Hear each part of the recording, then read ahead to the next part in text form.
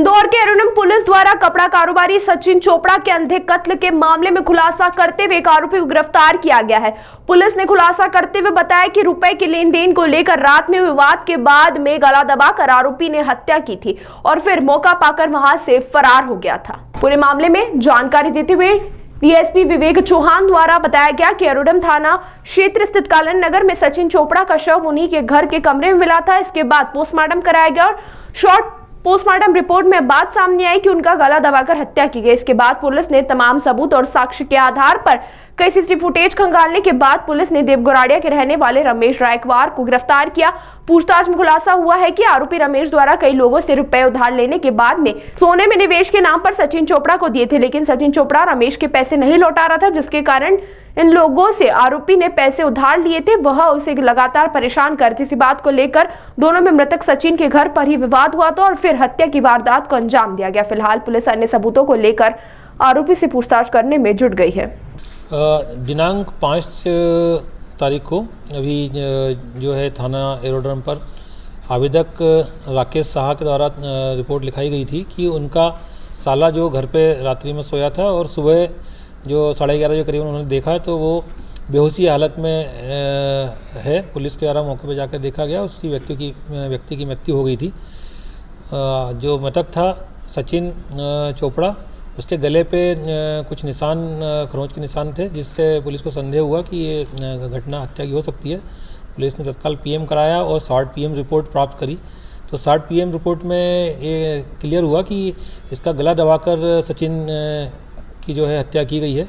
जो पुलिस ने अज्ञात आरोपी के विरुद्ध तत्काल 302 जो है बीएनएस की धाराओं में अपराध दर्ज किया और हत्या का प्रकरण पंजीबद्ध करके विवेचना में लिया। और हमने सारे एंगल्स पे देखा कि ये रात्रि में कौन उसके से मिला या घर में कैसे वो रहा, तो ये पाया कि एक अज्ञात व्यक्ति जो उसके रात में उसके पास मिला था, रात में उसके साथ में रहा था और जो 2 दिन लगातार उसके यहाँ रात्रि में कमरे पर रुका है और 3 और 4 की दरमियानी रात और 4 और 5 की दरमियानी रात रुका और 5 तारीख को रात्रि में इस प्रकार की घटना करके सुबह वो वहाँ से जाना पाया गया। पुलिस ने आसपास के सीसीटीवी फुटेज और अन्य तकनीकी साक्ष्य के आधार पर जब इसकी जांच की तो कई हमारे फ्रंट खुले, कई सस्पेक्ट जैसे लोग रहे जो हमको चौराहे पर ऐसा लगा जिसके मिलते जुलते हुलिये के लोग समझ में आए। तो हमने अलग अलग जो सस्पेक्ट थे उन सभी को एंगल पे फ्रंट और बैक साइड से दोनों एंगल पे किधर से आया किधर गया, इस प्रकार से हम लोगों ने सारा तकनीकी साक्ष्य के आधार पर और अन्य साक्ष्य के आधार पर उसकी जांच की। तो करीबन 200-250 कैमरे देखने के बाद में पुलिस ने जो है आरोपी को सस्पेक्ट किया और सस्पेक्ट व्यक्ति की तलाश करके उसको पकड़ा। पूछताछ करने पर आरोपी जो है रोहित रायकवार, इसने अपना अपराध पूछताछ पर स्वीकार किया और इसने बताया कि ये पिछले 3 साल से मृतक से संपर्क में था और इसका पैसे का व्यापार के रूप में निवेश इसने कर रखा था मृतक से। जो पहले जो है सोने में निवेश के नाम पर ये पैसे देता था, उसके बदले में उससे जो है 10% 20% का निवेश पे फ़ायदा इस प्रकार से इसको देता रहा। बाद में इसको और अधिक संख्या में पैसे इसने निवेश के लिए दिए और इसने लगभग 40-50 लाख रुपए इसको देना मृतक को बताया है। जो करीबन 1 साल से पैसे का इसको न तो रिटर्न किए थे, न इसको जो भी पहले निवेश से फ़ायदा मिलता था वो दे रहा था। तो इसकी लगातार मांग के दौरान इसने जो है दिनांक 3-4 की दरमियानी रात ही उससे मिला।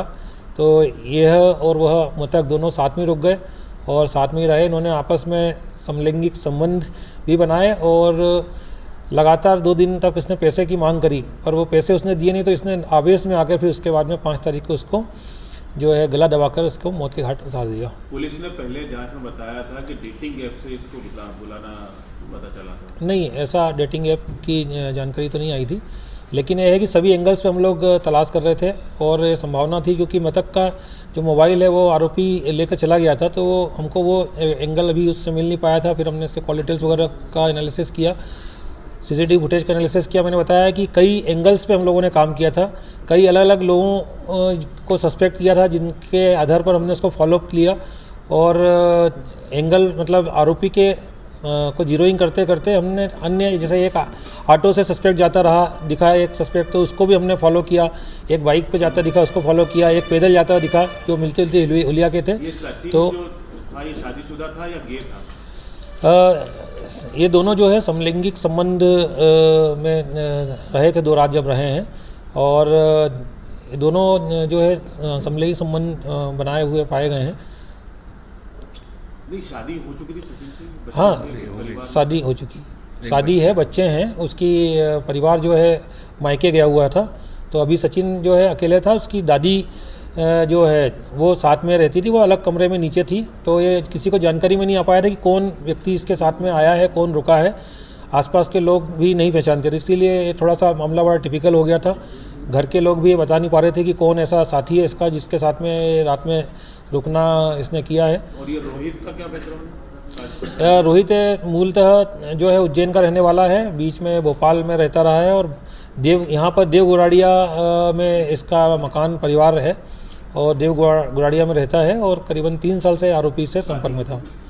इसकी अभी शादी नहीं हुई है। उम्र क्या है दोनों की? लगभग 35 साल इसकी है, और उसकी लगभग 40 साल रही होगी मृतक की। ये इसने अपने मित्रों से, दोस्तों से, रिश्तेदारों से उधार लिया हुआ था। जैसा मैंने बताया कि पहले इसने उसके साथ में जो काम किया, तो उस कार्य में इसने जो भी पैसे लगाए, तो पैसे के एवज में उसको काफ़ी दिनों तक 1-2 साल से संपर्क में था, इसको पैसे देता रहा, वो फ़ायदा देता रहा, तो इससे उसको विश्वास बना रहा। पिछले 1 साल में इसने जो पैसे लगाए थे वो काफ़ी रहे, जिसमें शुरू में तो रिटर्न के बहाने देता रहा, फिर बाद में जब पैसे ज़्यादा हो गए तो फिर उसने बोला कि अभी दूंगा, फिर वो पैसे नहीं दे रहा। हाँ, गोल्ड में इन्वेस्टमेंट ऐसा बताया इसने कि उसका ये कहना था मृतक का कि जो बैंक में लोन नहीं चुका पाते, ऐसे उसको बैंक नीलामी करती, मैं उसमें नीलामी का गोल्ड लेता हूँ, और गोल्ड को जो है सस्ता मिल जाता है नीलामी के दौरान। इस प्रकार से इसको कह के और इसको फ़ायदा दिया गया था, तो इसी लालच में इसने भी उसको पैसे लगा रखे थे।